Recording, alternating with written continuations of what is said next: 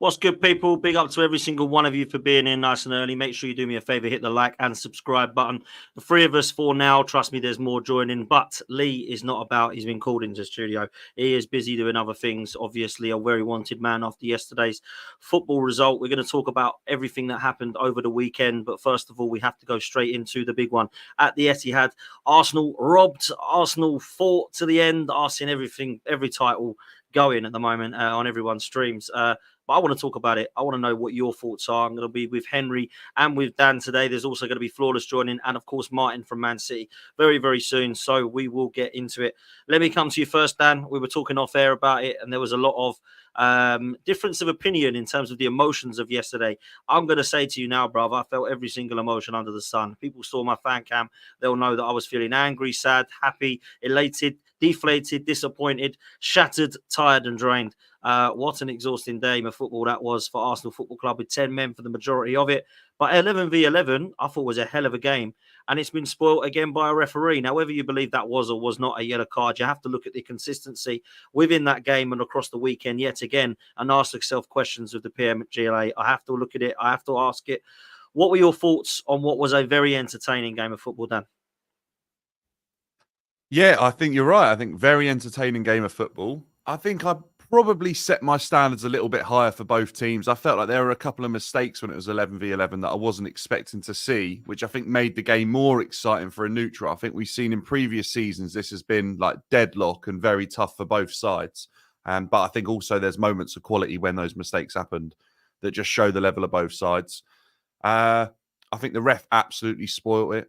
I think there's a serious issue with referees in the Premier League right now that we shouldn't be coming out of the top of the table clash, the biggest advert for the Premier League, talking about the referees again.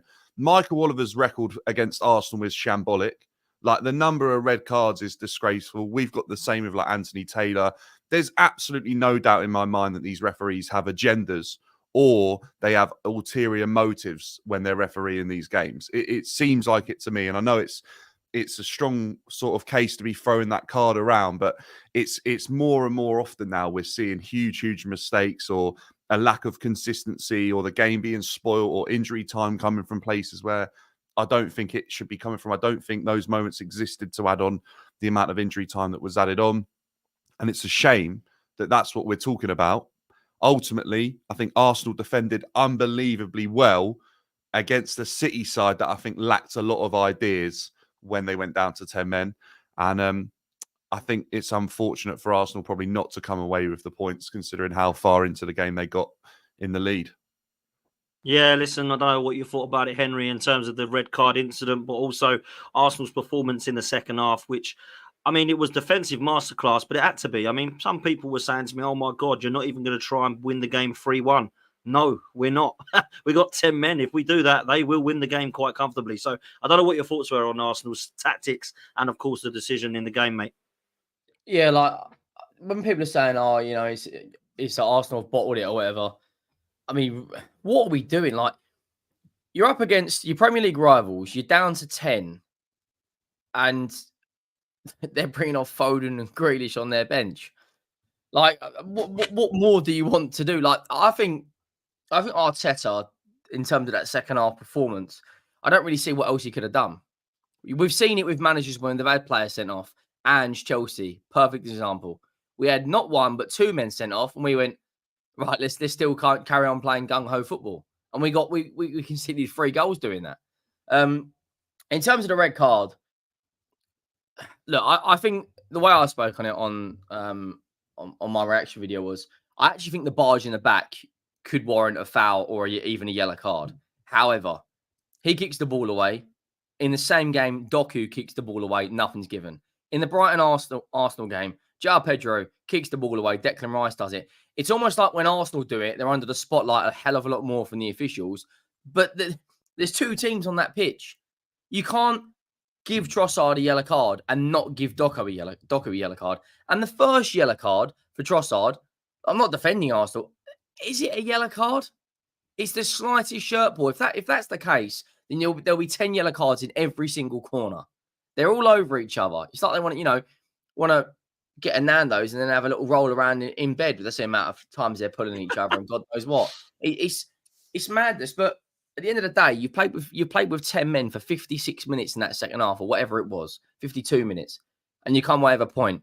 It's a massive gut punch at the end. It's a huge gut punch, because I tell you that if you would have come out of there with 3 points, the boost in mentality you get, because it's kind of like once you beat your arch rival in a title race on their patch, on their turf, with 10 as well, that what you would have been. I mean, that you would have been on cloud 9. I mean, we've seen it at Liverpool and City before, but everyone's saying, "Oh yeah, you can't.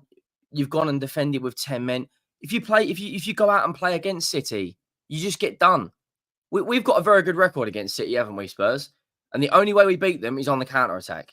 And the reason we beat them at the Etihad about their last defeat at the Etihad was about 56 games ago, or whatever it was, because we counter attacked. The only team that have gone toe to toe with Man City and come out with something is Liverpool. And at that time, Liverpool had Arsenal have got a very good 11. The bench, I don't think, was as strong as Liverpool's at the time. Liverpool could bring on, countless forwards they've got. But yeah, like a point, I don't think it's the worst result in the end. You can rest a lot of your players against Bolton. You could probably rest Saka not Saka. You could probably rest some of the players, because that will be draining. Running around with 9 outfield players for that time. You got Bolton and you got Leicester. It's a comfortable fixture run now, but you got to build on this. You've come away with 7 points from Spurs away, Villa away, and City away, and got a point at Atalanta. Yes, the performance weren't great from an attacking perspective, but you still haven't lost the game yet. So, yeah, if I was an Arsenal fan, I'd be somewhat happy. If I was a City fan, I'd be fuming, because that second half, they didn't create anything. Foden latching on to loose chances. Kyle Walker had about 5 shots at goal. I mean, Kyle Walker. By the way, I love Kyle Walker. I loved him at Spurs, but he's absolutely finished. He's finished from a defensive standpoint. His man marking is terrible. For the goal, he's sitting there. All of a sudden, Martinelli comes over, and then Calafiori, turns into bloody Prime Maldini for 5 minutes. He's finished. But yeah, if I was a City fan, I'd be fuming. Before we come on to the incidents and the goals, like Dan, from a defensive point of view, do you think Arsenal are one of the best in Europe at the moment? I think they're the best. I think they've been absolutely unbelievable. I think the level of quality that you've got from probably not your first starting 4 of defenders, to have Ben White on the bench in that game, for Calafiori to, what was that, his first start, to be playing. I think Timbers looks like a new signing for Arsenal. I think you've probably got the best defense in Europe in terms of players and what we're seeing on the pitch right now. The only thing is that I've watched that goal back a couple of times. I just don't think they were fully. There was a lot of conversations going on for that goal when I feel like their eyes should have just been on that short corner that was about to happen. That you can see. I don't know who it is. I think it's number 18. I don't know who that is. He's having a conversation. His head is not faced to where the ball is going to be coming in from. And in that moment, for me, that just feels like that conversation could have waited. I know he's probably worried about someone else doing their job, but in that moment, do your job and don't worry about anyone else's, and everyone will be hopefully able to get through that. But look, mate, it's always going to be difficult to defend against the Manchester City team for that long with 10 men, and to do it as well as you did for that amount of time is, you have to give you credit. But I do think that Manchester City side yesterday, we've seen them look a lot better. We've seen them absolutely take teams apart when they've been down to 10 men. So there's a balance there. And I've spoke to some Arsenal fans, and they're telling me about how amazing Arsenal have been defensively and how good they were. I think we have to give balance here, that Manchester City at the same time were poor. Their defenders spent a lot of time on the ball with you having 10 men behind it. They had the wrong players on the ball in the moment when they needed other players on the ball. Like Henry said, Kyle Walker's having shots from distance. I mean, well done to Arsenal for making that the case. But at the same time, Manchester City are like 4-time champions. They know they have to get someone else on the ball rather than Kyle Walker to try and get themselves into that game. Dan, do you not think, though, like, from a City attacking perspective, like I put a video out and I've got pelters for it, and I think City have actually got a problem, and it sounds mad, but you got to hear me out. I know they're top of the league, but other than Haaland, No one looks like scoring a goal. Like John Stones, okay, he gets the deflected goal 3 yards out. And Kovacic and De Bruyne are the only other players that score goals. The only player that looks relatively creative is Savinho. Everyone's overhitting passes. No one's getting down to the byline. Foden doesn't look fully fit. And I tell you now, if Rodri's got an ACL injury, I don't want to say they're not going to win the league, but that's a game changer. That opens up the door. If he's got that injury, throws it wide open, doesn't it? Like it really massively. does. But yeah, it does. They're not like Haaland's got. What's he got? 10 Premier League goals. They've scored 13. So I think I probably hear you on that, Henry. I don't think it sounds as outrageous as you're suggesting it might. I think they've looked really good in transition, Manchester City. I think when they're allowed to have runners, like that their first goal when Savinho comes inside or like cuts inside. It's a fantastic first touch. Yeah. And then the pass is unbelievable. And Haaland's movement was unreal. And the way he was stopping and adjusting his run in between the two best centre-backs in the Prem at the moment was unreal. And the finish is like one I've not really ever seen before as well. The way he put it under Raya, it was straight when I don't think Raya was expecting that at all. It's a great goal. And I think Haaland's pulled them out of difficult situations, I think, against Brentford. I said it. If Arsenal go up against City and they actually give it a go, City's weaknesses will be exposed. And when you did, you scored 2 goals. I think conceding that goal actually threw Arsenal into light. But I think Manchester City have been okay this season. I don't think they're quite at their brilliant best. I said this when they played us and they beat us 2-0. Chelsea was shit. And I think Manchester City were made to look really good because Chelsea were really poor in that game. And then as the season's gone on, everyone's already like, oh, Manchester City are where they're at, that this is as good as we've seen and blah, blah, blah. I don't think it is. Pep's trying to implement tactics that we saw like 6-7 years ago. And I just don't think Man City are looking as good as what we've seen them before. And I think Pep made mistakes yesterday. And I think Manchester City really did struggle to break down Arsenal's defence. But I think they did it in a way that they had the wrong players on the ball. And ultimately, if you've got someone as good as Haaland, right, Henry, and he's able to score goals in the moments that he is, why were they not trying to get the ball to him in as many situations as they could rather than taking header at the back post? I mean, that's what I mean. I feel like phenomenal. I would be pumping crosses or like just trying to get the ball into his feet non-stop. Because the players are good enough to thread the needle at Manchester City. We know that. But ultimately, when you're asking probably Ruben Dias and Kyle Walker to be those players, that's not their best options to do that at the same time.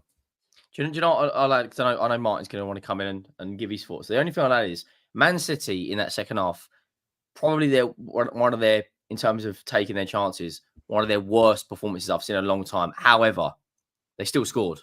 And this is a Man City team that, I don't know what Martin's thoughts are. I think they look very vulnerable on the counter-attack. And we've seen that in certain games. However, they're still top of the league. They're not playing. This isn't the City we all know. This isn't the City where, I mean, yeah, they've had a couple of games where they've destroyed teams, but they're still top. But that Rodri injury for me, if that is an ACL, that like you said, Dan, that throws it wide open for me. I don't know what you guys' thoughts are on that. Yeah, well, listen, the injury completely changed it, man. The injury completely changed it for me, and I thought they were, for the first 10, 15, maybe even 20, absolutely smashing us going forward. I thought they looked brilliant, if I'm honest, and I thought, oh, nah. And I said to Martin and the other City fans I did previews with, I just don't want you to score first because I think that's it. And I did. And if I'm honest with you, yes, the Calafiori goal was an absolute banger, and that was controversial with the Michael Oliver and Walker decision. Then when we went 2-1 up, I mean, I don't know what City are doing defending there, if I'm honest. I mean, Gabriel already gave him a taster of what was going to happen, and he missed the easier one of the 2 headers, if I'm honest with you. And then obviously he gets the result, the header in at 2-1. 16 goals, mate, he scored now for us. That's absolutely phenomenal from Gabriel. He is a monster. And then obviously, I've got to say, I thought it was a really good game, 11v11. And Michael Oliver's decided it needs to be 10 now, v11, and it's completely changed the game. And in some people's minds, ruined the game. It allowed us to then go and do one thing and one thing only, which was just don't lose this game because we're 2-1 up. Let's try and see it out. And we almost did see out the victory. Martin, I don't know what your thoughts are of the game. I did come on your show last night, but most of what you and the guys had said had already been done, and you wanted my point of view. So I'd love to get your thoughts on this one from yesterday, mate, and how you feeling, bro. Yeah, I'm fine. I'm a bit Listen, I'm emotional. I'm angry right now because I think some of the stuff that's been said is borderline disgusting and embarrassing at the moment. It is what it is. Yeah, I'm not going to go into it because it's just going to wind me up. But I think people are showing, a little bit of low life. A few low lives appearing in the world at the moment, which is a bit of a shame. But hey ho. On the game, I thought up until the Rodri injury, I thought we were the better team. Thought we dominated you from the get go. 8 minutes. See, I disagree. People have said, "Oh, it's the 10 men." I think when Haaland scored is when your game plan had to change. Your game plan went out the window when Haaland opened and scored. Because the trouble is, you couldn't sit back at that point. You didn't lay a glove on City before Haaland scored. You were nowhere near. And that tells me you were coming for the draw at that point. I think when Haaland scores, it changes your game plan because it's got to. You one down.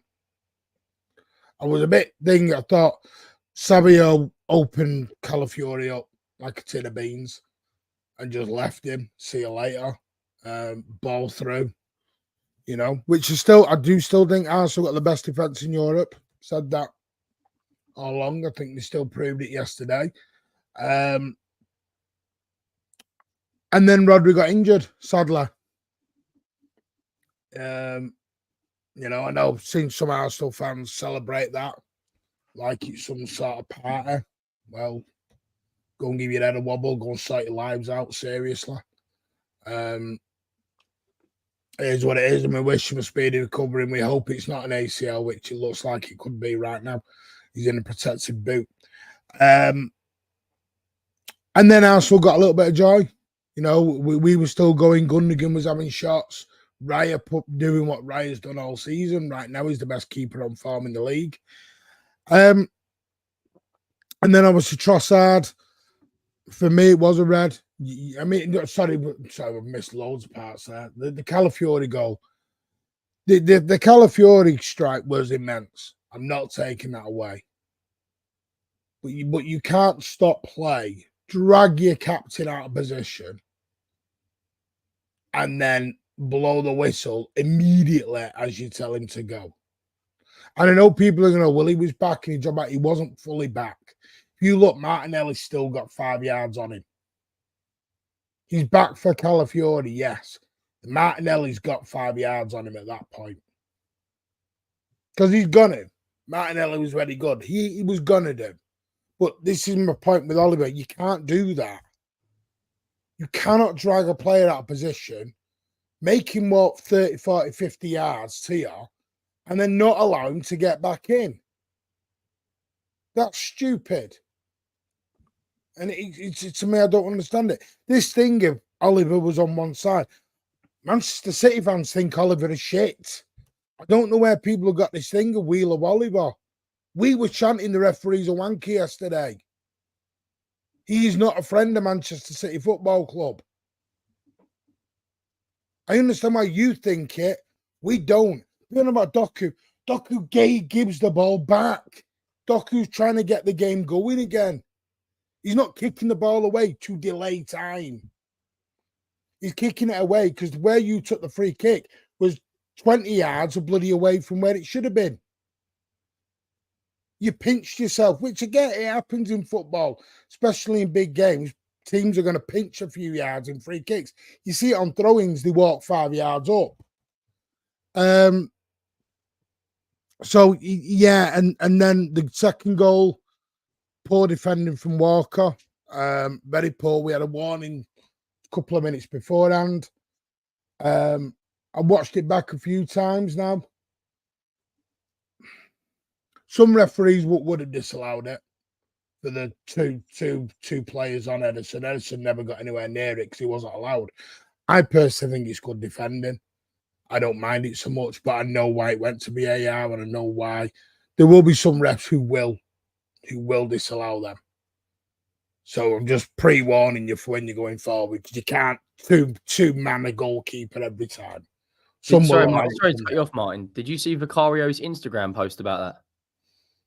No. I know David James said it was. David James says it was a foul on the goalie. because we've had it about 5 times this season where we've had 2 or 3 players around Vicario, and like whether that's clever tactics or whether that's actually a foul, and he can't get out to do anything, and by then they've got a free man. But yeah, I just wanted to say, sorry to cut you off, but what's your thoughts on the Rodri injury, Martin? Do you think if that is an ACL, do you still back yourself to win the league? I've heard it may not be an ACL. I'm hoping it's not. I'm hoping it's more of a knee jerk. Ironically, knee jerk reaction, but no, I'm hoping it's just a knee jerk at the moment. He was on the pitch after the game, clapping the fans. So we'll see. If it is an ACL, I think we've got Rodri for the short term. When it comes to long term, I think we will have to probably buy someone in January. I think Any names in particular? Because I know you were linked with. I know we're looking at Adam Wharton. Yeah, I know that's someone we are looking at. Whether they pull the trigger on that in January, I don't know. Bring back Calvin. Bring back Lavia. Whatever you want. No, you can have him. I don't know. I don't know. No, trust me. Do you not think, though, Martin, you've got enough without getting someone in? Because you could play double pivot, Kovacic, Gundogan. You've got, obviously, options there to do other things now. To me, we were set up a little bit wrong. We were set up wrong a little bit. I thought, I'm all right with this. To me, if you're going to go out and out wingers, use both wingers. We only used one yesterday. We were very right-hand side heavy. And the trouble is, Gundogan, as soon as Rodri went off, we had a midfielder, Bernardo, Gundogan, Kovacic. I was waiting for the Dad's Army stream to start rolling out above them. Like, what are we doing? It became slow and pedestrian. And it took him to the 70th minute to bring bloody Foden on, which baffled me. I'm like, what the hell? Should he have started? Yeah. I think that. Not started. Was there an injury? I don't know. I don't know what's going on. I wish I did. I don't. If I'm honest with you, I looked at the team lineup and seeing Walker shocked me, and I was really happy when I saw him. And I think yesterday proved why. Like, I know, Martin, you're right about what you said about Michael Oliver, but if I'm Kyle Walker, I'm getting back as quick as I can because I ain't relying on referees to not do their job because they're rubbish. They're absolutely rubbish. You name me a player that sprints back on a ball like that. Sprints back. No, I've asked this load. No one's got examples of it. No one sprints back that short distance like that. But what my point is, and I'm not disagreeing with the Michael Oliver decision because he shouldn't have blown the whistle. He should have waited, right? But I just think what my point is always, and I can't be hypocritical, I can't sit there and go, but the ref did this, but the ref did that as reasons. I've got to look at not allowing the referee to do us a favour because they're crap. They're absolute crap, all of them. His performance yesterday was a shambles for both of our sides. There's I agree with that. The reason we were upset is he caused it. He dragged him out. Yeah. No, I get that. He made him go to him. If the ref had gone to Walker, for example, and gone, right, talking to him, Walker had gone off and had a convo with 2 other players, then yeah, he's Walker. But it's the fact is he made him go all the way out. And yes, he did blow his whistle, check back, but he blows his whistle and then literally as he's turning his back, he's having to get back. Pep Center, I'm like, what the hell? It was just, but it wasn't the Calafiori's fault. It was on the Martinelli part. It wasn't on the Calafiori part. The Calafiori part was a wonderful strike.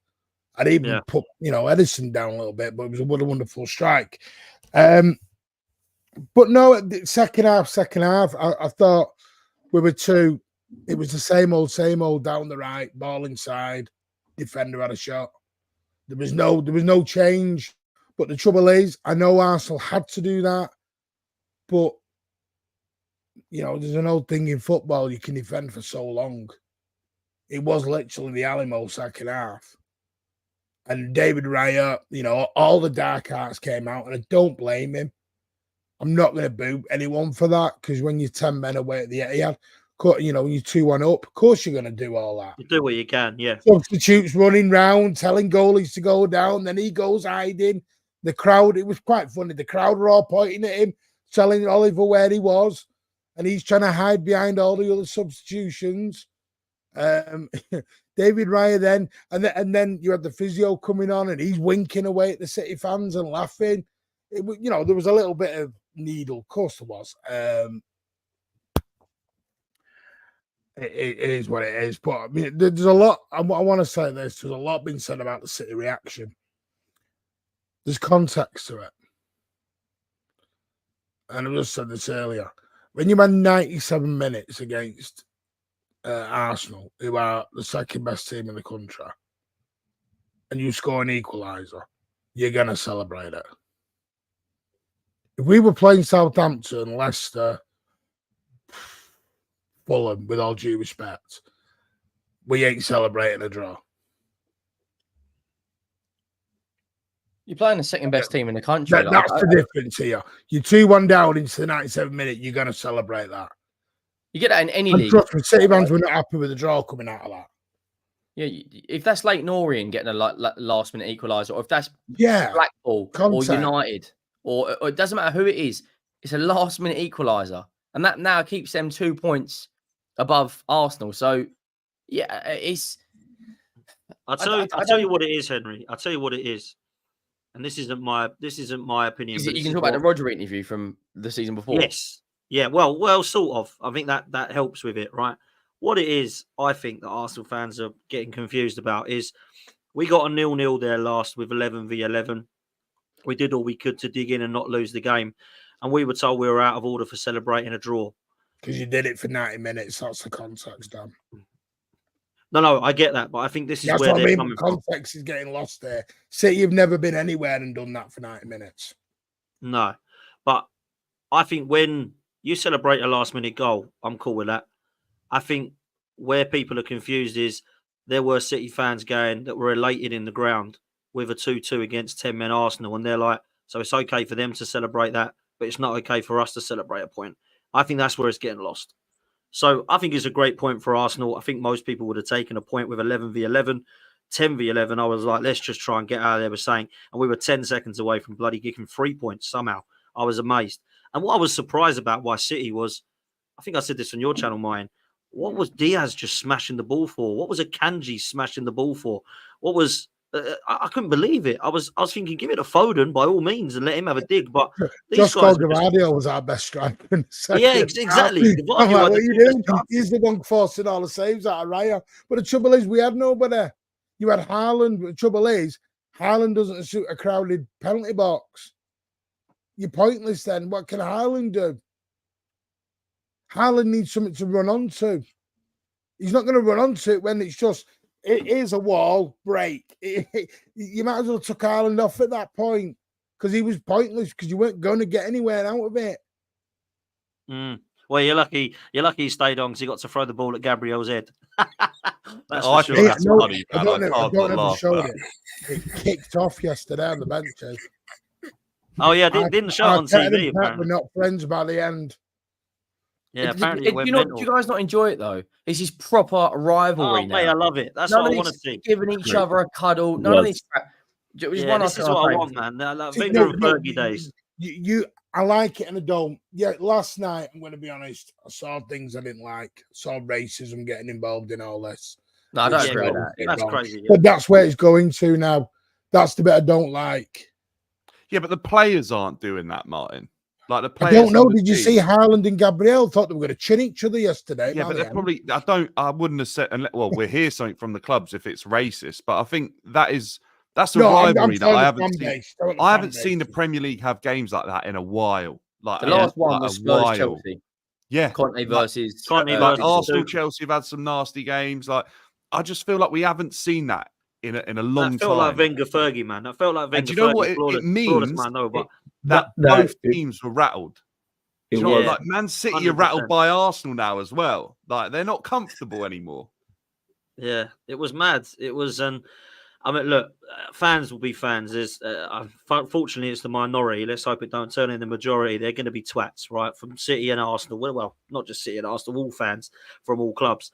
And I saw stuff yesterday from Arsenal fans, which was bad. And I saw stuff from City fans. But I must say, I quite like it. I quite like the fact that I didn't particularly like the whole Klopp and Pep hugging each other, high-fiving and swapping shirts for each other, all hugging. I used to love the Keane and Vieira days. I understand we don't want people beating each other up and all that kind of crap. I'm not saying that's what we should be doing. But I quite like the fact that they're passionate and they're showing passion and desire and there's a hatred to go to war with them. I want that, because I have never had a massive rivalry with Man City, if I'm honest. I always quite liked them because they hated Man United and so did I. But now it's got to a stage where we're actually going up against each other. And I don't know what you think about it, Flawless, because you'll know what I'm talking about with Wenger v Fergie and the managers and the fans and the players going up against each other. Old Trafford with Van Nistelrooy missing the penalty. It felt like that at the end. It was crazy. And I mean, yeah, it's intense, man. It was that. I literally just seen the clip of Haaland and Arteta talking where he was like telling him to stay humble, and then Jesus get involved. I'm all for it. I'm all for it. You just said that you don't want to see people beating people. I'm all for it. Add aggression to it. Why not? You telling me that wasn't entertaining? As good as Klopp and Pep was for City and Liverpool in terms of like the actual football and the great football. Yeah, exactly. Yeah, I'm not involved. Exactly. That's why you're moving it. Go on. I'm fully with it from the end. I can't stand either team, so I'm. That's what I mean. If it was United and Arsenal, you'd be a bit. Oh, this is. Yeah, I'd be a bit more because I have more. Exactly. Right. I don't want none of my players to get suspended rather than these. I'm like, why not? Like Haaland throwing the ball. These three are like, go on, knock each other out. Yeah, go on, keep going. Entertainment.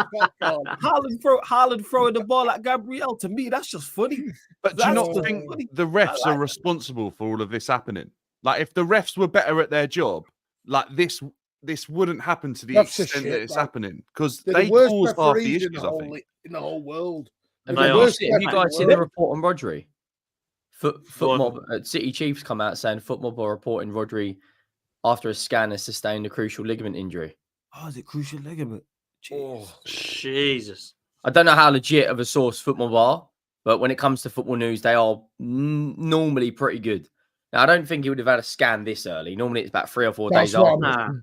I think some are jumping at the minute. I'm not sure. It all depends on how swollen his leg is, if they scan it early or not. He looked in a lot of pain yesterday. Yeah. You can tell he was gripping on the coach's jacket, trying to take the weight off his leg. He did, but he was on the pitch after the game, clapping the fans. And if it's crucial ligament or ACL, you tend to already be in the ambulance and gone at that point. You don't tend to be. I know there's one or two who've done it, Ben Mendy, Virgil van Dijk, I'm just saying. But I listen, I hope it's not. Look good. Maybe I'm erring on the side of, hopefulness, but it's 1 o'clock. Do we really think the swelling's even gone down to get a scan going at this point? Yeah. It just depends, Martin. It just depends. Like, some players do have a scan this early, some don't. Yeah, it depends if there's blood, if there's swelling, there's how much bruising's on there. It all depends. I suppose. I'd be amazed. Pardon? When's your next game? It's Watford, isn't it? Yeah, but he won't be. He was never playing. It'll be Newcastle side. It's Newcastle side. This sort of injury, the way he went off the pitch, this isn't that he'll be back next game. He's going to be out for a few weeks. I think it's how many months when a player goes off injured, like how Rodri did yesterday. The way his leg jolted and jarred. Like, I would think we're looking at 4 weeks as a minimum, though. Or it's months, because Rodri don't come off the pitch unless the issue's like fairly serious. Yeah, I think it'll be similar to what Erdegaard is at the moment. I think that would be similar, if I'm honest. The way it didn't look good, the injury, it really didn't. Didn't look good. You see it like that, and you kind of wince, don't you? Like, oh, geez, when you saw it on TV, it didn't look good the way he went down. But look, I'm not one of those gooners who's going to hope he's out for the rest of the season like some do. I personally have in the opinion of I want to see the best Man City versus the best Arsenal. And I would have wanted Odegaard on there. I would have wanted KDB on there. I want to see Arsenal versus Man City. I don't want to see the B side versus the B side. I actually want to see that we have not seen this. We had Saliba out. And we had to play bloody Rob Holding. They had KDB out. We had Saka out last year. This season, we've got no Odegaard. I just want to see the best bloody Arsenal versus the best Man City. Everyone does, right? This is why Wenger and Fergie years were so good, because all the get players were at it. Keane, Vieira, Scholes, Pires, Henry, Burke. Everyone was fit. It was brilliant. But with these guys, no KDB, no Erdegaard, Saliba's out of this one, Partey's not about here, Jesus out of it. It's like, come on, man. I want to see these players go neck to neck, like head to head. Because let's be real. I'll ask you, Martin, and I asked you this on the last night on your show. 11v11, that was such an entertaining game. It was great. I wanted that to carry on. But instead, Michael Oliver has said the letter of the law says Trossard has to go. And now it's a crap game and we have to defend for our lives and the game's ruined. Like, I would have wanted that 11v11. And I've got to say, I think Man City would have. I think they would have fancied beating us 11v11. But now it's been ruined by Oliver. So now it's a 10v11. I don't know what your thoughts are on that, mine. I don't know. Yeah, to me, I think the Rodri injury ruined it for us. I've said it, I thought, until then, I thought we were in the ascendancy, like we were by far. You didn't lay a glove on us till Rodri appeared. And it was like, I think the Rodri thing shook us. I don't know why. Because the weird thing is, we just won our previous 3 without him. Kovacic was man of the match. So you sat there going, oh, we're all right without Rodri. Gets an injury for the month, you're all right, or we can give him a rest. Kovacic steps in. And then what was so ironic is, as soon as Rodri disappears, we fell. Yeah. And I don't know why. I don't know if it shook the players, it shook the manager. I don't know. Because he is that good, Martin. Like, he has that much. They haven't had him yet, Dan. Like, this is your first start. He's been fine the whole season. Maybe it gave Arsenal a boost, though. Maybe because Arsenal, obviously, City were the better team at that point. And maybe it gave Arsenal like a momentum boost. Like, Rodri's gone. Maybe it was that. Yeah, that's true. Arsenal did play. That's true. Yeah, Arsenal did play well after that as well. You do have to give them credit. That's why 11 versus 11, you lot probably win it, to be honest, Dan. That's why it's going to be interested to see. I really wanted to see that, man. I really wanted to see that 11v11, but it wasn't going to happen. Look, let me round up on this one with you guys. Me and Martin have both had our say. We're going to be slightly biased, although both of us are fairly balanced, I would say. Let me come to you, Fredo. Start with you, Flawless. What does this do for Arsenal going forward and Man City going forward? What does this mean to you? How big a result is it for both clubs? Like, what does it mean, bro? I don't think it really changes too much, like in regards to the title race, because it's only game week 5. I don't think we're going to look back on this, whoever wins the league, which will probably be City, and go, oh, that's where the league will be lost. If it was game week 35 rather than game week 5, it's a whole different conversation. Is it morale boosting for Arsenal in regards to? I think both sides will take the positives and negatives out of it. Arsenal will look at it and go, all right, we're down to 10 men at 45 minutes at the Etihad, and we're literally a kick away from getting a win. So as much as you'll be gutted about conceding the last-minute equaliser, they'll take the positives from it from a defensive standpoint. City will also look at it like that. We weren't good at all, in particular in that second half, and Pep got it wrong as well. Like, why, I know you might have mentioned this already, why Doku stayed on the pitch 45 minutes, I have no idea. You know exactly how Arsenal were going to set up 11 versus 11 versus 10 men. Why is Foden not coming on earlier? Why is Grealish not coming on earlier? These are the players to unlock a team like Arsenal who are defensively good. But City then, on the other hand, will go, we didn't play well for the vast majority of the game. I managed to get a draw as well and stay top of the league so far. So I think both teams will take the positives from it, not so much the negatives, but it doesn't really change too much in that sense. All it does is, man mentioned it in regards to the rivalry. I can't wait for the game at the Emirates now. I hope you lot draw each other in the cup. Just because now it seems that there's an actual genuine rivalry in the game as well, outside of the result. Yeah, you'll both play good football, but you want it on the edge. You want the potential bust up. You don't want teams to like each other. Like I mentioned about Pep and Klopp when you mentioned it with City and Liverpool. Yes, it was great football. It was 2 excellent sides without doubt. But there was never anything on the games in regard to the edge. Like, that feels at any point it can bubble over. You want players trying to get players sent off, man, just from an entertainment standpoint. So, yeah, that's pretty much my thoughts on it. That's what made the El Clasico so good. Like, yes, you had the best players on the show, but there was also... As great as the players were, great example, Henry, as fantastic as those players were, which they were absolutely 2 phenomenal sides, there was also that added edge of we don't like each other, which has been lost because it's just different. So, yeah, I like that stuff. Do you know what it is? And I'm going to say this. I was going to keep very quiet. I'm not saying anybody here. Right now, there is a little bit of thing. There's needle around Manchester City full stop at the minute. With everything that's going on and off the pitch. And there is for me, I think City are very close to going into a major siege mentality on base and players. Pep's talked about it. Of there's this thing, people aren't just trying to stop City or relegate City. They're trying to put us out of business, trying to end our existence because that's what they want. And I think they're starting to become this thing of, I'm hearing it. I'm just starting to get murmurings, and it's getting louder and louder of City fans going, you know what, we'll do this on our own. We'll go in house and siege mentality, and we'll go see ya. It's because you've been winning so much, Martin. And I'm not sure, you know. No, but it's very. I lived in the United days. Yeah, and we had that like this. No, it was. No, it's because you might have done it by cheating, Martin, and people won't accept. I know, but it wasn't this putting us out of existence. Even if it wasn't, even with the cheating, it's because you're winning. Everyone hates winners, the dominant team. Everybody hates. Yeah, they do flawless, but if it's done by cheating, they will hate them even more. Hey, you know what? But we've changed the law in this United country, did it. man. I wish we had done the 1-1-5. He's become guilty and proved innocent. By the way, Martin, I'm just suggesting as to why you're getting the sort of hate that I think you. No, I get it, and that's what I mean. And I get the Saudis stick together and Arabs stick together, and it's getting a bit silly. It's getting very silly. And that's what comes with winning, man. You've won what? The last 5 out of the 7 leagues. People are tired of you lot winning. That's where it stems from. What you're talking about there, I remember that happened to United. It was. I get it, and listen, I'm here for it, and I'm not going anywhere. But I know there's this. I can feel it. There's a rumbling amongst club fans at the minute of. Martin, fight, we'll fight. You know, if it gets, listen, the truth will come out eventually. I don't know how long it's going to take, but the truth will come out, and it might be you sitting there saying, "Done nothing wrong." Now, what's everyone going to say? And if that is the case, by the way, I spoke to judges about this. You will, but many will not say that. They'll say brown envelopes. Of course. That's true. That's the thing. That's the thing, that damn, when we are losers, no matter what coming out of this. Honestly, I won't say that, but Martin, because the size of the allegation is so strong, it's not like it's one charge, 10 charges. No, it's repeat charges. We're talking about 130 charges now. Do you know why, Dan? Because the media did a poor job in explaining it.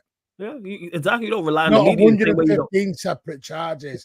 I know it's a lot of repeat charges. Yeah. I know, Martin. I know, but it's the same way you don't rely on referees as well. It's so many charges and so many repeat offences, and the allegation is so strong, and such a big deal is being made of it that you will never not get brown envelope talks and things like that. But you know that if it gets proved to be that there was no cheating involved, there's no wrongdoing, there's no ill-gotten gains, you will be able to stand there with your head held high, knowing that you won those on pure merit. And I've always said this, that no matter how much you cheated, no matter how much money you spent, Chelsea have spent $1.5 billion, and we're not in a position to be winning titles like Manchester City or have done. It doesn't matter how much you spent. We average a trophy every 850 million pounds. That's what I'm saying. It doesn't matter how much money you spent. 850 million pounds. Yeah, that's crazy. You can't take away and you can't discredit Pep and the players and the playing staff and the coaches and the whole club for what they've achieved. No matter what happens, because it's still incredible. The title races against Liverpool, the title races against Arsenal in recent years, it's incredibly difficult to do what they've done and win in the way that you have. I don't think you can be discredited, but you know what it's like. Look at some of the reactions you've seen to Rodri getting injured. Some people don't know how to deal with themselves in a certain way. You just got to take it on the chin and move on, mate. Manchester City are now a satanic club because of our owners. I'm like, what? It's because people want to make excuses. The only reason why people care about the 115 charges is because you lot have won what you had won. If you had won one league title in 20 years, no one, Everton were found guilty. Yeah, I think it was the treble. I think it was the treble. Yeah, of course. Everyone. Everton were found guilty in dot points, and no one said nothing. There was no outrage. That was only one child. The size of this case. Like, I'm one of the only ones that think City will come out with a lot. I think there's going to be a lot of apologies coming around because they've got the best, even if they have, they are guilty of something. They have the best lawyer you can buy in this country that's represented the Queen, it's represented JP Morgan. He is the Erling Haaland of lawyers. There'll be some sort of settlement in there eventually. No, they've got to have the evidence, Henry, because the problem is, I've heard on the grapevine, the Premier League are at the same barrier as UEFA for a bit. They've got. But they've already beaten away for, haven't they? Yeah, we already beat you away for, and that wasn't on time bad. I know everyone believes that. Page 78 of Cass. I'm not going to repeat myself. It's all in there. 2-1 majority. Etihad and Etisalat were found to be a fair market value and proper deals. That's all in there. So and I've heard this is the problem in the Premier League about again. It's where's your evidence? We ain't got any. Emails don't prove out. They weren't. Them emails were discovered illegally. So you've already broken. They were hacked by a hacker who got a 4 year suspended jail sentence, and has been known to forge emails as well. He's forged it. It's a very known thing. See, again, the media have done such a poor job. And I get it, because the media are meant to click and get everyone going, and I get it. Talk Sport yesterday, don't you've all seen it? They brought out fan cams. It's 9 minutes of just Arsenal. I thought it was AFTV Light. I'm like, what are we doing here? It was like, you didn't ask one City fan at all. It was literally just AFTV Light. I'm like, what are you doing? Mate, yeah, Talk Sport are they're good at that, talk mate. Shit, I call them. But there's some talk shite, some people call them, yeah. But the media, they're not there to help. They're there to get the juicy bits. I get it. Trust me, I won't say anything. Man. It's coming out on Sky in a couple of weeks. Wait till you see the hit piece that's appearing on Sky in 2 weeks. That's all I'm going to say. You wait. I know what's coming out because I know people. Yeah, I've heard about this as well. Exactly. Biggest hit piece. There we go. And they've even admitted it's a hit piece. Hey, they know it's a hit piece. What's this? Let me know. Drop this in the private chat. I'll let you know. Yeah. I'll let Dan. Dan knows exactly what I'm on about. Yeah, I know what you're talking about. Drop this in the private chat or WhatsApp me. I'll WhatsApp you. I'll WhatsApp you. Yeah, I don't know. Because that's what gets the clicks. If they come out and go, well, Cass actually found City innocent and all, it doesn't get the clicks. Dies. So you're not going to hear about it. This is the problem. If you come out unscathed, Guardiola signs a new contract. I don't see anyone. I think they'll get a fine, and I've always said I think they'll get a fine. That'll be it, and that'll be for non-cooperation and all that. That'll be it. That's all it'll be, in my opinion. But there we go. Listen, there's enough politics to do another whole podcast on that. Let me move after this question. Dan, we were 10 seconds away from a win. If Arsenal win that game, they go a point ahead of City. Do you think that changes anything in terms of the favourites of the league, or do you still have City down, even if Arsenal won yesterday, bro? I think it would have changed something, because I feel like you've struggled. You haven't beaten City at the Etihad, and I think that would have rocked City. Although I do think City is strong enough to come back. We've seen them gain on way bigger point gaps than that. I mean, it would have been a fantastic recovery to where your season's been, in terms of you've got through it unscathed in a way. It's not as positive as it could have possibly been at the same time, with the Brighton result and this now being a draw as well. But I do personally think that I don't know if it would have changed things, but I think it would have made the title race probably a little bit closer, at least for a few months, especially with the injury. With the injury to Rodri, maybe even more so, because we all know how City are with them. Obviously, this season's a bit different, but previous season we saw them without Rodri. They're a different side sometimes. Look, they are 100%. They're a different side, but they're still top quality. Go on, Henry. Sorry, mate. I was going to say, who comes out with more, positivity going into the next game week? Arsenal defended absolutely phenomenally, or City, even at their worst, they still got a result against 10 men Arsenal. Because Arsenal are chasing City, right? And as I said earlier, you beat them on their own patch. That, for me, is the changing point. That's when City go, hang on, they've just beat us here. Beating them at the Emirates, we've seen Rodri do last-minute winners, running but where the crowd is. We've seen Liverpool and City go toe-to-toe, but going and beating your rivals on their patch, I think that could have been a big turning point in the mentality of the football club. But City, hang on, we're still 2 points clear. Even when we didn't we couldn't hit a barn door, couldn't score in a brothel. Kyle Walker lining up 30-yard screamers. They still got a goal at the end. I just don't know what Martin thinks. I said this earlier before you come on. Do you think City have a problem in terms of it only seems to be Haaland that is putting the ball in the back of the net? Whereas the first couple of years, Foden got like 20-odd goal contributions. De Bruyne had that run between January and the end of the year where he was phenomenal. Like, I think you've only had 3 other goal scorers, which is De Bruyne, Kovacic, and Stones. I know we're only 5 games in, so it's a very small sample size, but you've got world-class talent all over the pitch, but it's so wasteful. I mean, I don't know what your thoughts are on that. I need to see, because KDB's obviously out now. I would like to try and get my wingers in, more involved, but the trouble is they're not about that. To me, I want to see the big one's Foden. The trouble is, I don't know why Foden's not been starting. Apparently, I gastroenteritis. Well, he must have had the world's dodgiest kebab because he's been out for God knows how long. Then he was back. Then he comes on against Inter. Second half, a really, really good 45 minutes. And then he's benched again yesterday when you need an outlet. So I'm like, what are you doing? It baffled me yesterday. I think there's an internal problem there at the club. I don't know. I don't know. I'm trying to dig around. Other than De Bruyne, he's your best creative player. Anytime you ask a question about Foden, it becomes like, no, it's all fine. And that's all. It's like they've all been given a script. I don't know at the minute. I'm trying to dig a little bit on what. Henry, when you say internal problem, do you mean, what do you mean by that? Do you mean like. Right, because I don't know if he's gone out on the piss one night and he's getting punished. You know what I mean? Last season for me.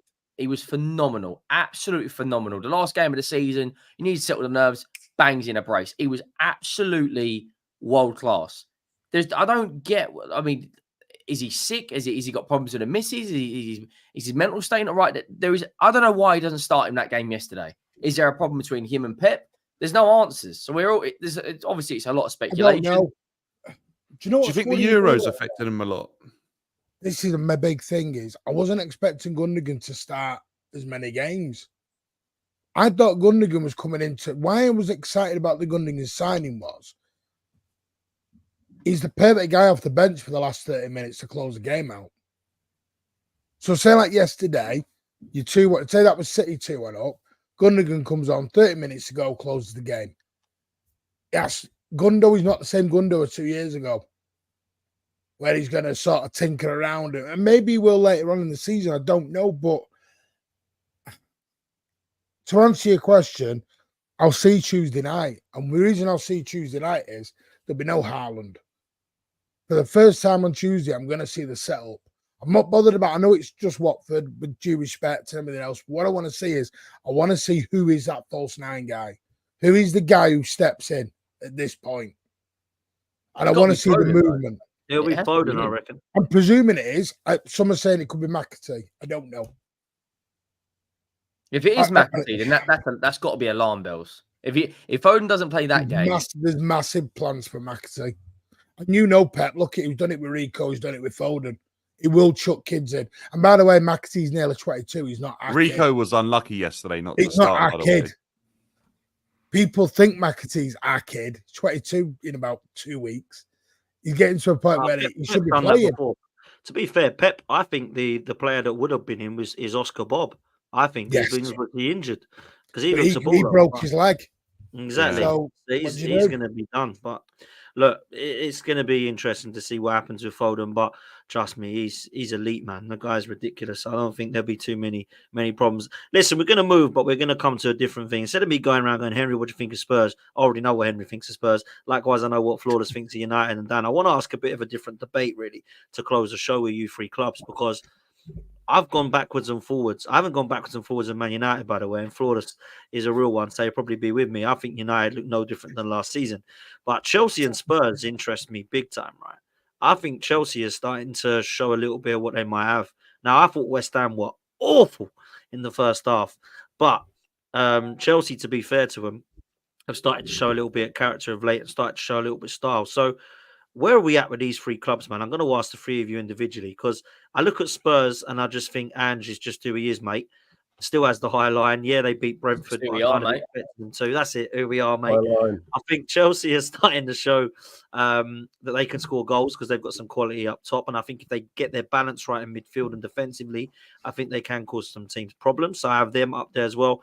And Man United, I mean, I just don't get it at all why this guy's still here. I think the guy is absolutely hopeless as a manager, and they don't look any better than last season. So where are we at with your 3 clubs? Like I'll have Chelsea finishing higher. I'll start with you, Henry. Yeah, look, I'll be brutally honest. As of right now, Chelsea have. I'll hold my hands up and I'll admit when I've got things wrong. I didn't agree with the appointment at first of Maresca. I thought it was a huge gamble. But so far, I mean, losing to City first game of the season, every team loses to City. It's a normality. But the way they've responded, the performance they put in against West Ham, they dug in against Bournemouth. On another day, if they scored a penalty, who knows? But I've actually been really impressed. Jackson, not a lot of people are still giving him stick now. I thought the finish the outside of the boot one, the first one was good. And I think I would look with Tottenham. I don't know because we are so unpredictable. We should have had 6-7 goals against Brentford. But the big thing for me is if we get that left side of the fence has an injury, if Van de Ven's hamstring goes, which let's be honest, we're all expecting it at some point in the season to go for a couple of months. The depth isn't there, right? And if Maddison has a couple of months where we've seen recently, I know he's very good against Brentford, but there's just not enough consistency there for me. And in the big games, you'll see Man United at this weekend because if Ange, we've both got Europa League on Thursday, we're both playing at home. There's not really any travel involved. It's not like what Arsenal and City had. It should be a good game on Sunday, but these are the games where I judge him critically because you're playing against a lot better. So Brentford, albeit they took the game to City, but we should still be beating Brentford. Chelsea at the moment look the best of the three. Man United, I don't know. If they sacked Erik ten Hag and bring in an actual manager who's actually got some tactical prowess, I think they'll have a good season. But at the moment, I mean, they can't hit a barn door. I mean, don't get me wrong, Dean Henderson made some phenomenal saves. That one against, I don't know who, he bent it over the far corner and he got his hand to it and pushed it over the bar. That was a great save. And he had a good game. But Chelsea at the moment, they look a lot more together in terms of the way they're playing. I mean, Brennan Johnson, and the fact that we're getting bowed out by Brennan Johnson against Coventry, it just kind of shows you the sort of how bad that performance was. Because I'll be honest, by the 65th, 70th minute, I was prepared to give him the boot. We had one shot on target against Coventry in the 70th minute. And I know they could have beat Man United, but come on now, like what are we doing here? Yes, at the moment, I'd back Chelsea to finish above the three of us. And then I reckon Man United will finish the bottom because there's just, I don't get what 10 are. I mean, 1 minute they look really, really good and they're scoring 7 goals and 3 goals. And the following minute, there's absolutely zero consistency in that front three. Rashford scores a couple of goals. Everyone's saying he's back. He's the biggest purple patch player I've ever seen. He has about 10 good games and then he's shit. And that's not me. That's not an agenda. That's just how it is. Son's like that to a degree. But Son's purple patch is more like 20 games out of the 38 where he's good. And the other 18 games he goes missing. But yeah, Chelsea at the moment, I mean, I don't know who they've got the next 3 or 4 games, but they've got a lot more match winners in there. And you look at the bench options they've got. You could bring on the Neto. You can bring on Nkunku. I mean, Mudrik's not fantastic, but you can bring him on. You've got Lavia down there. You look at our bench options. We've got to take 12. We've got to have 12 on the sub bench for the Europa League game. That's going to be 7 academy players. 7. That is just what are we doing? 7 academy players. So if Maddison gets an injury, like as great as Mikey Moore is, you're going to chuck a 17-year-old in. Damn, stop laughing. Look at Dan's face.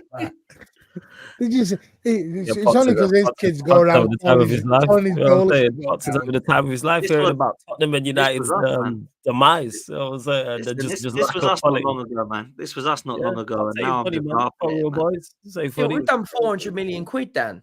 This is the thing. We've done 400 million pounds. Henry, you're only 450 million away from the next trophy. Then what did you say? A trophy every 850 million.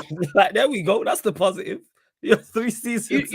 I'll give you an example of how bad some of the recruitment has been at this football club. That's what he said. I don't know when you pointed Tixie. Was it at the beginning of when the ownership took over, or was it further down the line? I see saying on Sky Sports that the best 5 signings he's been in charge of bringing to the football club. Right, they signed Erling Haaland for cheaper than we signed Brennan Johnson. Admittedly, it was a release clause, and there's probably a massive signing-on fee there.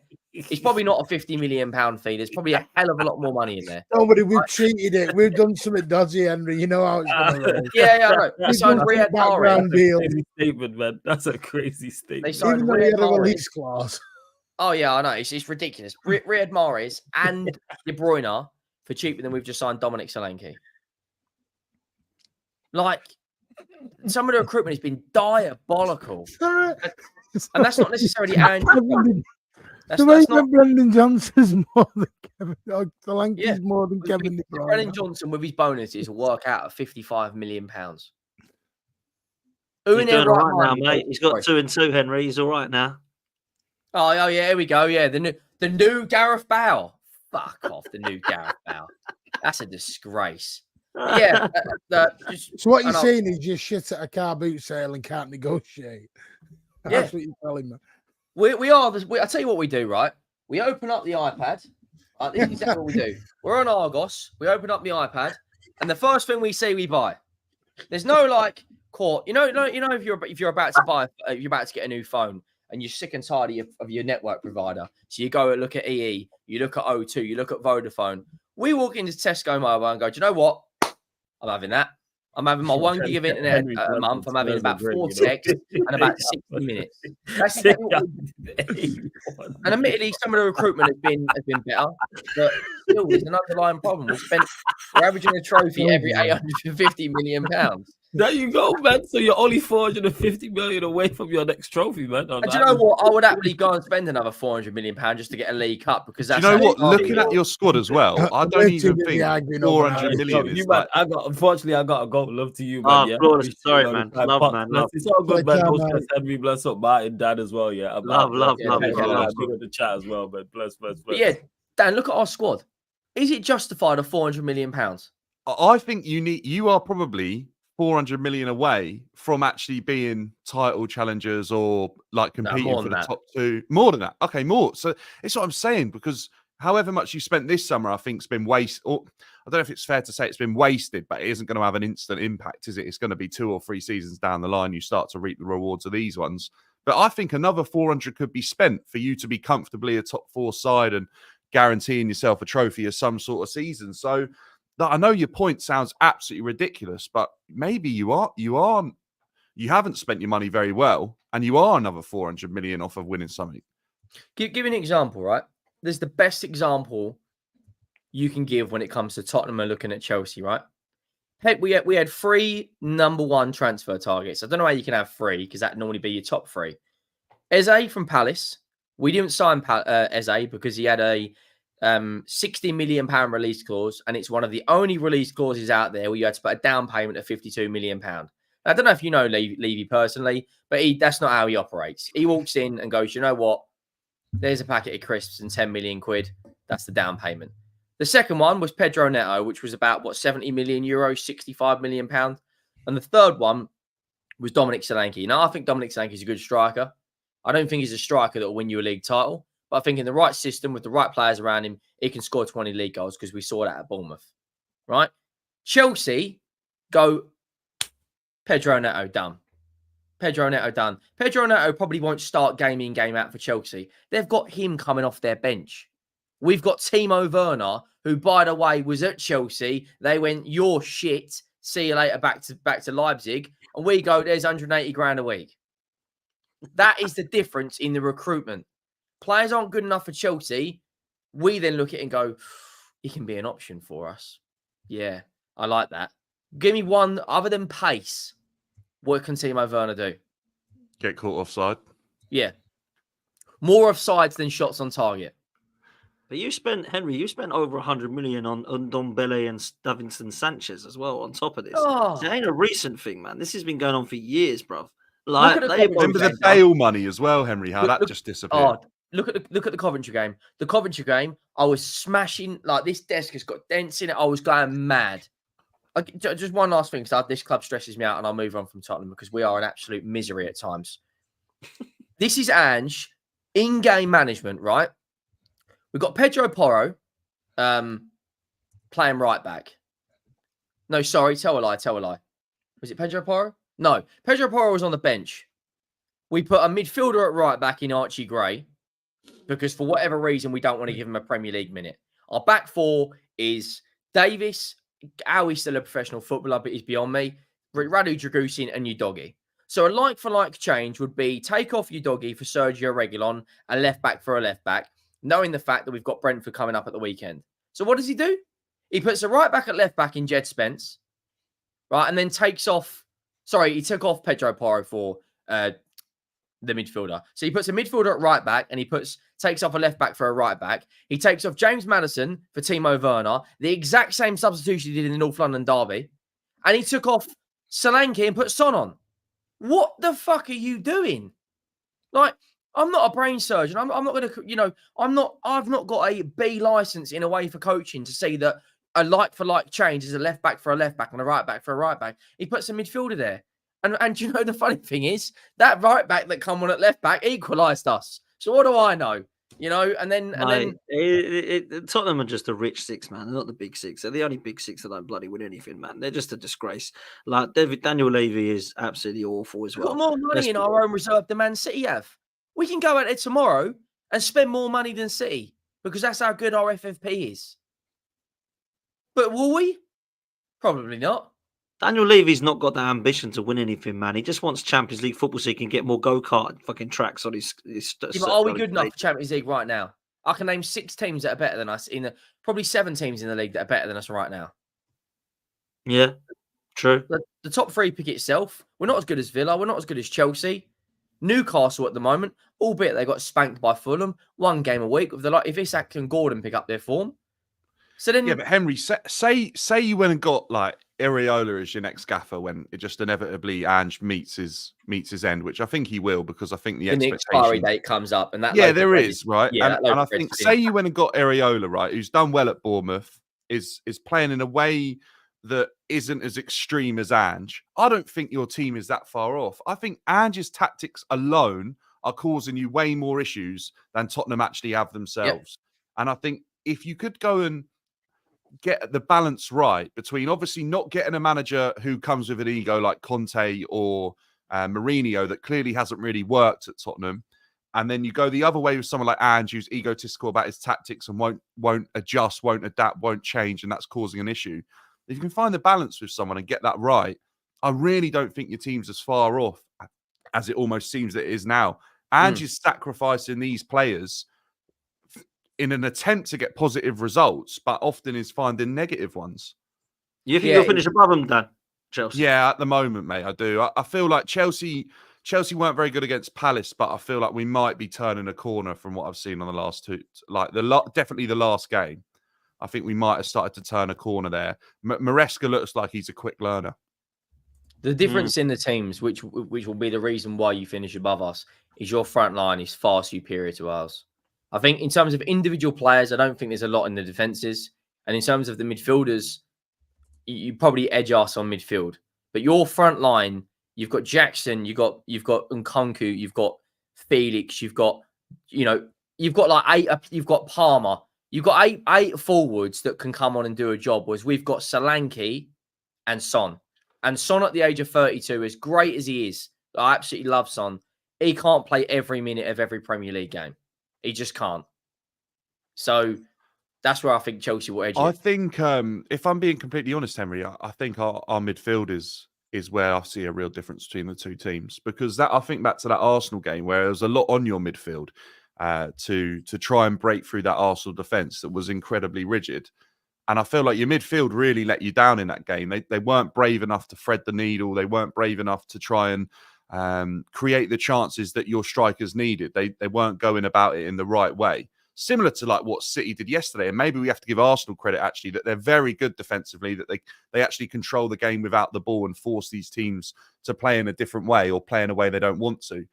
At the same time, these players are good enough to understand that situation, and the managers should be good enough to understand that it's a game of chess and you're going to have to try something different if one way is not working. And just shown time and time again that he isn't. But midfielders at Chelsea, I feel like they're really starting to show a level. Like Caicedo was unbelievable. I don't think Tottenham have got that. I don't think Tottenham have got someone on the level of Cole Palmer. Like, I think Maddison's close, but we haven't seen it since he come back from injury. That game against Brentford for Maddison, it was good, but we don't see that enough. That's it. Since injury, he really hasn't been the same as what you got when you first signed him. I don't want to go overboard like negative FC, but you can kind of see why the other big 5 clubs in the league didn't approach Maddison. You can kind of because he doesn't turn up, and when Maddison's on it, he's very, very, very good. And we saw that for Leicester in a balanced midfield with Tielemans and Ndidi. We don't have a balanced midfield. We the fact that our number 10 has got low average positions on the football pitch than our fullbacks, if we had this team under Antonio Conte, we would be phenomenal because you could have the wing backs as Porro and Udogie. You could have a back three of Dragusin, Romero, and Van de Ven. You could have Solanke up front with Son and a 2 in the middle of Kulusevski and Bentancur. That team, I'd back it to finish top 4. Do you know, that's honestly why I think if Ange goes, you'll pick up the phone to Tuchel, because Tuchel can operate with a back three, and I feel like you've tried it with other managers before that have been ex-Chelsea. Tuchel can't find a club at the moment for love nor money because he's almost developed this. So much sense. I said this. I think it makes a lot of sense. I think he makes a lot of sense for Manchester United. I think he makes a lot of sense for Tottenham. Is it a long-term option though? Because Henry, right now, hear me out on this. Right now, I hear Spurs talking a lot about long-term options. I hear Spurs I speak to Deji. He tells me about you don't want to win a small trophy, blah blah blah, whatever. Right now, if I was a Spurs fan, if you even consider not taking Thomas Tuchel when you've got Ange, you're delusional. I agree. Thomas Tuchel absolutely guarantees that you'll become a team no one wants to play against. Right now, 18 teams in the Premier League want to play against Tottenham every single time. I think probably Southampton don't, and probably I'd have to find another that just doesn't have the quality. Hang on. If I say 18, Southampton the 19th, Tottenham are the 20th. So there's one team in the league that probably wouldn't want to play against you. Dan, I keep having this debate. Where's this thing of that trophy's not big enough? This is it, Martin. You said this to a lot of fan bases, and I think we know it as clubs that have started off where we haven't been winning, and we understand the importance of winning a smaller trophy or winning the League Cup or winning the FA Cup just to create that winning mentality. Yeah, if Tuchel comes in, the thing that Tottenham aren't doing enough of at the moment is winning their battles, winning their games of football. Like they're losing individual battles on the pitch that they shouldn't be losing. Let's create a winning mentality in training first of all. Much like Tottenham should be taking a League Cup or an FA Cup over the top 4. 100%. I agree. But then they have to take their game seriously enough, Dan, that they want to win their games in the league. Yeah, not putting a bloody midfielder at right back in a League Cup game. No, do you know what? I've said it 1,000 times. It's because we've all been programmed now to go top 4 and money and all this. And everything's now about money and then we've got this belief because we're in the top 4, your club's going to go and spend 500 million in the window. No, you're not. Your owner's about to pocket a few hundred million in his back pocket. You're not. So it's madness. I've never seen fan base get excited about money. Do you know whose fault that is? They're never going to see. They're never going to see. Top 4 the trophy. Yeah. It probably is. It is Wenger's fault. Get excited about money that's never going in their pocket. Like, what are you laughing about? Like, it's madness. He keeps coming out saying silverware is all he cares about. Where that to Daniel Levy, he probably don't want to hear that because there's this thing in the Tottenham fan base that Levy has a huge influence on who's in that first 11.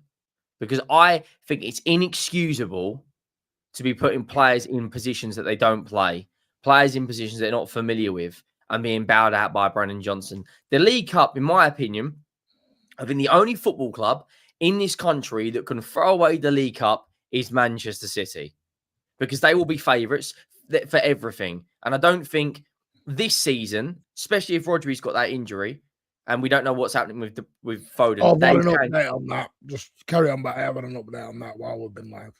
I don't think at present they can go and do a 4-peat. If they had a couple more players in there, they probably could.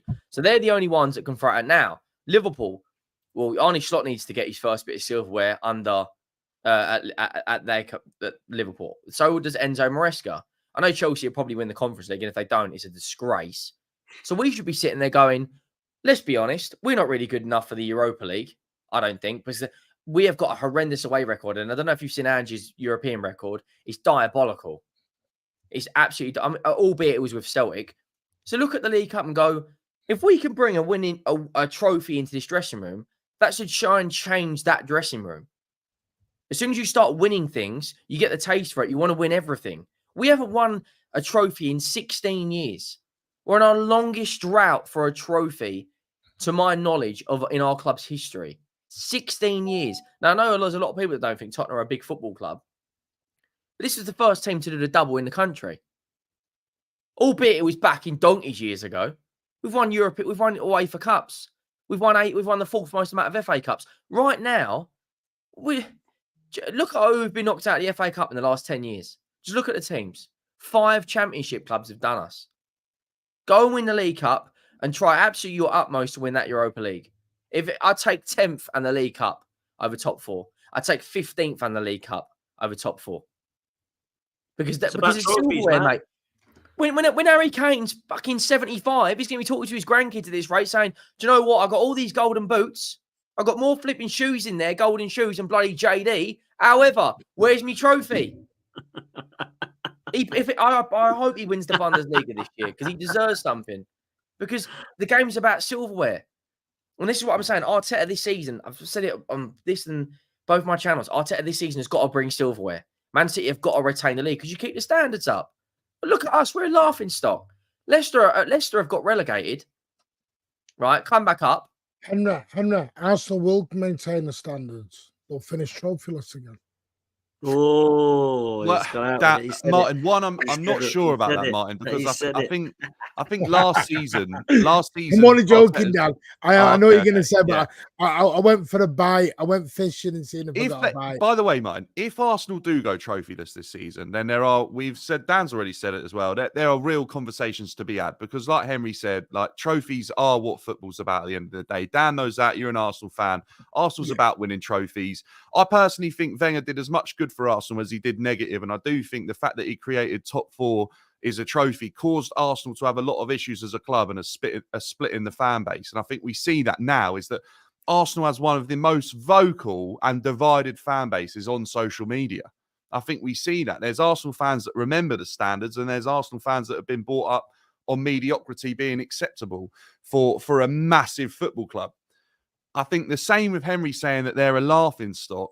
Spurs have won trophies in the past. Spurs understand what it means to win a trophy. It's just been such a long time now that I think some of their fans are so desperate to win something massive because they feel so far off the race for like the biggest club in London. You got to start small. You just got to go and win something. And as much as that might annoy Levy, as soon as he starts seeing what trophies bring in terms of financials as well, in terms of the players that you can attract and the sponsors that you'll be looking at, I'm sure he'll be happy. So ultimately, at the same time, as much as Levy won't find Ange the perfect manager, he will understand that winning trophies will bring ultimately positives to the club, whether he really cares about it or not, to be honest with you. Imagine if Tottenham win the Europa League, what it would do for our football club. Imagine if you win the League Cup. You ain't won it since Woodgate. Yeah. Like, just go and win that. We won an FA Cup in 30. That's 30. If we don't win it this year, it'd be 34 years without an FA Cup. The fact that you had a player as good as Harry Kane and he ended up leaving and went trophyless is criminal. The fact that you had Gareth where Bale you got to, do you know what I mean? Bale, you've had Modric, you've got to the semi-final, you've got to the final of the Champions League. Like you've got to, what did you finish? 3rd in the 2-horse race in the end? Or Arsenal did that? I can't remember against Leicester. This 2-horse race thing that drives me nuts because it doesn't exist. It was Spurs. They were top of the league twice that season. We were top of the league Spurs for 15 minutes. In that Leicester season. Yeah, but we were top of the league for 15 minutes, and apparently we bottled a 2-horse race, and they were top of the league for like 4 days. So that's just. But yeah, I don't understand how they come 3rd still. That was unbelievable. Yeah. I remember just going to the game thinking, oh well, like 3rd place, just get this, and then I remember Newcastle beating them 5-1, and just thinking, you are kidding me. That is hilarious. Then we go, do you know what? £40 million. Let's bring him in. Like I think Spurs have got to start to just like make the gap a little bit smaller, and they do that by winning. The longer Spurs go without any trophies, the bigger the gaps get. I agree. Villa are one behind us now. Villa? Yeah, if Villa they would have won that Conference League, mate. Do you know what? I know you just said as well about Chelsea having to win the Conference League, and I don't know where all of your views are with that, but the fact that I think Villa probably have a better starting 11 than Chelsea right now and a better manager in place to win that Conference League. Yeah, but they should have, Dan. They had to. They should have. Oh, I don't disagree, but I think Villa are way more Villa are in a much You've stronger got to win position it, to win that and Conference they League should than have won it. Chelsea. Like, Villa should get bantered for not winning. Was it that. Olympiacos? Was it last year they struggled against? Yeah, Uh, 10 yeah, and a I half. think- He got 5 goals in the semi-final and the final. Because when They you should see have how won good that. they were in the Champions League the other day as well, it's just ridiculous to see that they. I don't know struggled how they against didn't win Olympiacos. that, man. But Lawless is going to be absolutely frying anyone. If Chelsea don't win that, Lawless is coming for everyone, mate, because of his West Ham love. But He look, should man, be worried, by the way, because I'll just quickly touch on that. Yeah, go on. I said that would be a difficult game, and you said it would be 3 goals. Chelsea would get 3 goals, and you were bang on with that in the end. But this is like the worst West Ham team I've seen in a while. And He's got 2 games left. We told you that. They were.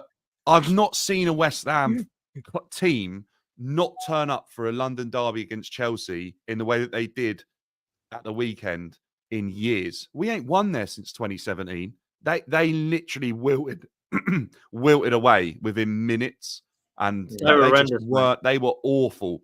And Lopetegui, I mean that bloke is poison. He ain't staying there, mate. He won't be there. Honestly, he's got 2 games. 2 games I think left. they were shocking. And do you know what? Bad. His team selection was, I also felt, was diabolical as well. They're going to get lost that battle quick. They got Liverpool. They dragged Rodriguez, the guy from Betis. They dragged him after half hour for Souček, and it did make a difference. But it was too late then. They've got Liverpool in the cup. Then they've got Brentford away. I think Brentford will beat them.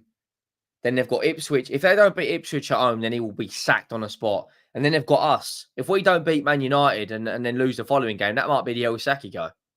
I don't know if you guys find this with West Ham, but they get ahead of themselves, don't they? They sort of forget their place a little bit, and they try and always go like West the grass Ham is greener. Deluded, mate. Yeah. West Ham fans which fan base is worse, Spurs or West Ham? No, Spurs is worse, Henry. You're Spurs, the worst, mate. mate. Do you know what? When you've got a feel for West Ham, because like they always want more. They're ambitious. They spend a lot of money and all. They go for more. They go for more, and 9 times out of 10, they go, "This is worse than what we had a minute ago. Should we go back for more? Shall we?" Like right now, you know there are West Ham fans in that crowd going, "Oh, I'll take boys over this." Sorry, Dan, I'm on the wrong channel to say the worst fan bases for me. All right. Oh, mate, we have a bunch of very, very deluded people. Dan summed it up perfectly, actually. There's a section that do remember when actually it mattered and football was football, and there's a section that actually forget what football's all about, and it's about making money and trying to get 4th place. And that's the problem we've got. We've got a very, very deluded bunch. Luckily, it's a minority, but unfortunately, the section of the fan base is becoming bigger and bigger. And I fight the minority is the loudest. That's the problem. Yeah, the minority is the loudest. Most of the time, they come for me. You know, I get more abuse from Arsenal fans and rival fans, don't you? That's actually true. Yeah, true. Rival fans like you. It's weird. Rival fans like comment me. I like your content. I get Arsenal fans telling me I'm a scumbag and to get out of the club. Well, you know, I get Dan. I work for what I've had in the last month. I work for City. I'm a City fanboy. Pep Guardiola's lover. Main Road, see you next Tuesday. F off back to Main Road. It's fans like you destroying this club with no standards. Just a few things I've got right recently.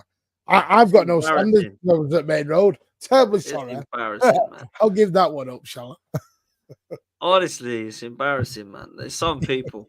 It's crazy. I did my Premier League predictions, right? Need to do them again because they've been awful compared to what's they. They're always like that, aren't they? Start of the season, before a ball's kicked. I put Leicester going down, which I thought was a fair thing to say. I don't think Leicester are going to be guaranteed to go down. They might stay up, but I thought it was a fair prediction. I got some Leicester fan. TikTok, by the way, Henry, you'll know this. He's even worse than YouTube. Oh, mate. Abuse. Oh my God. I haven't been on there about, I don't know, 3-4 months, and it is absolute hell. And there's this geezer decided to DM me to tell me that he hopes I die of cancer. How dare I put Leicester down? Your dad must have been an alcoholic. You clearly have no ball knowledge and all this. And I'm thinking, who is this absolute? Probably someone in you know the depths of somewhere like Scunthorpe in his mum's basement. I mean, honestly, I had a DM after the Arsenal defeat. It's either that or it's a 44-year-old virgin who hasn't got a girlfriend and hasn't seen the light of day. You know, some people. Embarrassment. I couldn't believe it. I thought what is this guy's problem? Obviously, I didn't reply. I just looked at it, All laughed. over a footballing opinion, by the way. Like, All over me saying Leicester might go down. I like Crazy. I like boiling some piss. I love a bit of shithousery. Like, I absolutely love it. I start what I live for. So whenever like a rival team, like I don't know if any of you follow me on Instagram, I've got quite a few friends that are South African, and Argentina beat them at the rugby. So I'm putting on my Instagram like Vamos, the Argentina flag, and all. Like I love that. And people just go, you're a nonce, and I'm like, what? I mean, I laugh it off. I love entertaining the DMs, and I hi, and then whatever the name is, like, make sure you press that follow button and like the content and all that. You just got to play on it, mate. There's a lot more hatred in the world at the moment, I think, than love. Like, there's a lot more, especially in the football side of things. There really is some people that, I mean, listen, most of them are bots, trolls, and keyboard warriors. We've done this long enough to not to let it bother you. But crikey, if you did get people that did this job that were quite sensitive and took everything seriously, they'd do it for 2 minutes, wouldn't they, and just come offline. It's just cruel. There must be something done about this now, in my opinion. You've got to have, there should be like an ID. You have to put your ID details in to get an account or something now, because it's just ridiculous. They tried it. That was what the verification part was. And then Elon Musk went, tell you what, instead of being verified the correct way, pay me $10 a month, and I'll just verify you anyway. So so his verification that was meant to help all this turned into a money scheme for him. I'm like, what are you doing? That was what you go back to the original Twitter verification. It was send ID, and it would literally background. It would fact check you on what you said. So you couldn't just say, I'm sat at Piccadilly train station and I've just seen Messi walking out of the toilet and he's signing on it. You couldn't, none of that bullshit was allowed. It was, you had to have genuine people. They checked who you followed, they checked who you followed and whether you followed each other. And literally, that's what they used to do. Now, pay him a tenner and bang it in. You're verified. It's crazy. Listen, we're going to leave it there. We've spoken about a lot today. I think we've spoken about everything, to be honest. Big up to all of you. I was just going to say that Chelsea were very, very good. Because I was the one who said Chelsea had slapped West Ham all over. I think me and you, Dan, were actually more than Chelsea, Dan. He was like, nah. Yeah, honestly, I thought it would be tricky, boys. I thought it would be tricky. So I think I went 3-1, I think, and I ended up doing it 3-0. You know what it is? I think Maresca suits Chelsea. I think he suits the whole philosopher. Let's not get ahead of ourselves yet, but moving in the right direction, right? A manager suits Chelsea when he wins over Stamford Bridge and he wins trophies. And right now, he's winning away from home. Let's see what happens when he comes back to the Bridge. No, I agree. Like I said, I just think once you get that top centre back, which I think you'll get, ball playing centre back, I think you'll be motoring. You've even got Sancho playing, which tells you everything you need to bloody know. Sancho looks really good, by the way. You got Sancho going. That fits, man. You're making United fans cry. So keep going. Yeah, that is funny. There's a lot of them that are really, really upset about that. And they bought Sterling. He can't even get on the pitch. I see Nuruddin from Saeed's channel losing his mind about that. Honestly, that was so funny, man. But Martin, what was your update on Rodri, by the way? It's not. It doesn't seem to be an ACL. Okay, cool. Still going to be weeks, but it won't be months. It looks like at the moment, okay. Which is good. We'll say might mean we can get away with a little bit of cover. Throw another international break in there. Don't really matter too much. Well, there's another 2 in there. There's one there's one next week in 2 weeks, and then there's another one in November. Then there's another one somewhere. Doing my head in. I hate international breaks with a passion. Do you know what? That program, Room 101. We should put international breaks in Room 101. I've got a question, and I know I'm going to shoot a serious one. Henry, I don't mean this in any kind of dig. Oh, damn. I want to ask general one. Is anyone enjoying the new Champions League? Nah. I can't stand it. The same, is it? I don't know whether we're just sounding a bit old, but I don't think it's hitting the same. I just can't stand it. I can't look at it and go, how would Bayern beaten a team 9-2 and I get no say in what they do? I can't counter that. Do you know what I mean? I can't counter it. Goal difference is going to be massive on this as well. Like, goal difference is going to be a lot more effective because Bayern are already +7. And goal You know why? You know why they're doing it though, right? Because of the Super League. Yeah, it was Exactly. this was their Yeah. Super League idea. Exactly. So they want everybody to do what we aren't and go, this is so much better. Oh my God, I can't wait. How's getting beaten 9-2 better? That's like the dog and duck. Yeah, but that could happen in the group though, Martin. That isn't the thing for me that makes it so you bad. show me a 9-2 in these groups, damn, that was coming in like that. Well, they beat us 7-2 in the group. Yeah, so I was that going to say far that's away. what I mean. Yeah, sorry, that was us. Sorry, that was I think we were the 7 against RB Leipzig, weren't we? No, Right, Bayern yeah, beat right. Spurs. We lost 7-2, and then Serge Gnabry, the ex-Arsenal player, turned up. But why is there isn't it national break in November as well? What are we? Who gives two flying? Well, boys, I've got a mate on the inside at a club, and all I can say is there is massive conversations about strikes, and we're closer than we've ever been before, apparently, to player strikes. Wow. Yeah, Roger spoke about it the other day, didn't he? Yeah. So just watch that space, Mate, who actually gives a damn about this Nations League played, as well? He played Jesus Christ. 78 games last Do season. you know what? For me, Nations League is the absolute worst because no one cares. them. No Scrap one crap. cares. Remove the friendlies that we used to could get not as give a well damn. because they're pointless. And just, do you know what? If they gave the players a week off, I'd rather that because then they'll spend the next 3 weeks being absolutely at it. Yeah, rather they've cancelled the winter break, haven't they? Just do you know what I mean? Like all the other leagues have a winter break and they end the season in a way that their clubs benefit from it. They perform better. They go into all the other international leagues tournaments don't better. have 4 cups. We've got the League Cup as well. Yeah, we do. Spain only have the Copa del Rey, obviously the Europeans and La Liga, and Germany have the DFB Pokal, and then they have the Coupe de France, whatever it is, and then the Coppa Italia. We have 4.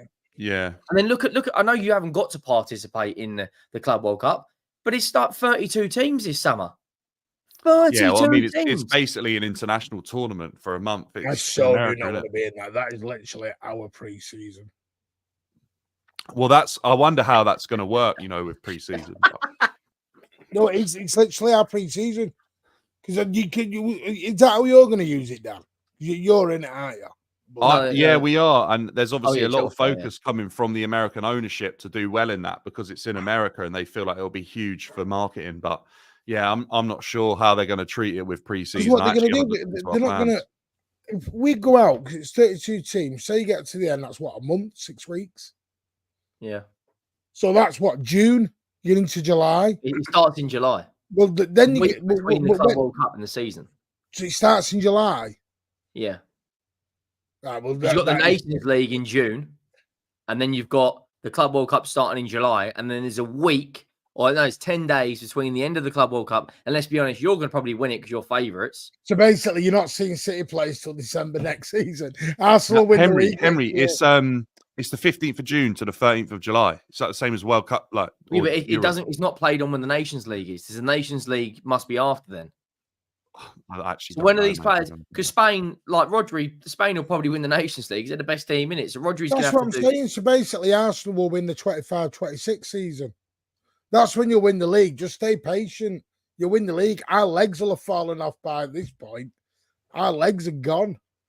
That's all right. You don't need Rodri share his calendar of how many games they have, like beginning of the season. Ruben Diaz did that. Ruben Diaz. Oh, it's Diaz. Was it Diaz? Yeah. What a shared just on a joke, Twitter. mate. Mad. It is when was mad. that yesterday? Mad. It is mad. It is mad. It It is crazy how much. Well, City are about to play their 4th game in 10 days tomorrow. We've got a game tomorrow. We only played yesterday. Yeah, same. We got Barrows today. What a freak. It's not. That's right. I know it's only what. I don't like this. It's only what, because it comes back to bite you in the ass later on. Yeah, mate, I've done that many times over the years. But mate, I'm sick and tired of it, man. I've been away. We only play one away game now in the whole of October because of how many away games we played this season already. So we have literally got Bournemouth away and everything else is at home from now until the 27th of October. Yeah, we've got the opposite. We've just had 4 straight home. We have Brentford, Milan, and we've got Watford tomorrow. 4 games in 10 days. It's mad.